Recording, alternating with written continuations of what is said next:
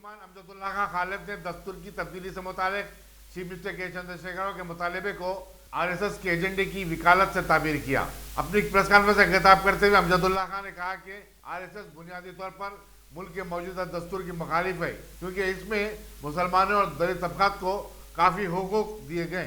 Chief minister इसी एजेंडे को लेकर आगे बढ़ रहे। उन्होंने आवाम को चीफ मिनिस्टर के अज़ायम से बाखबर करते हुए कहा कि एक तरफ चीफ मिनिस्टर बीजेपी की मुखालिफत करते हैं तो दूसरी तरफ आरएसएस के मंसूबे को रुबेमल लाने की कोशिश कर रहे हैं। कई दिन पहले यानी जो आरएसएस के जो लीडर्स जो उनके किताबें पढ़े तो मालूम होंगे, उसके अंदर एक ही बात आती कि कॉन्स्टिट्यूशन में तरमीम हमको करना चाहिए। जो दलितों को, जो एससीज एसटीज, जो पिछड़ी हुई जातियों को जो रिजर्वेशन दिया जा रहा है उसको हमको बर्खास्त करना चाहिए।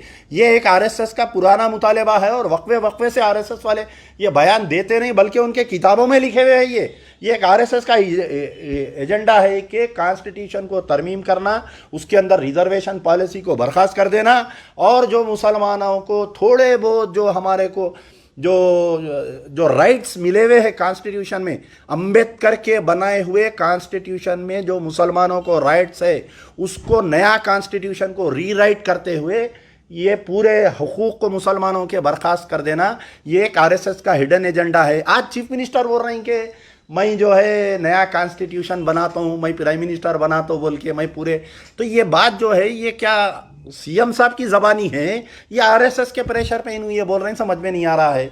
बीजेपी से नाराज़, आरएसएस से खुश, तो ये कैसे हम चीफ मिनिस्टर के ऊपर ये कॉन्स्टिट्यूशन की बात, ये कहाँ से आई, किधर से आई, ये हिंदुस्तान को, पूरे हिंदुस्तान के मुसलमानों को, ख़ासतौर तेलंगाना के मुसलमानों को सोचना चाहिए।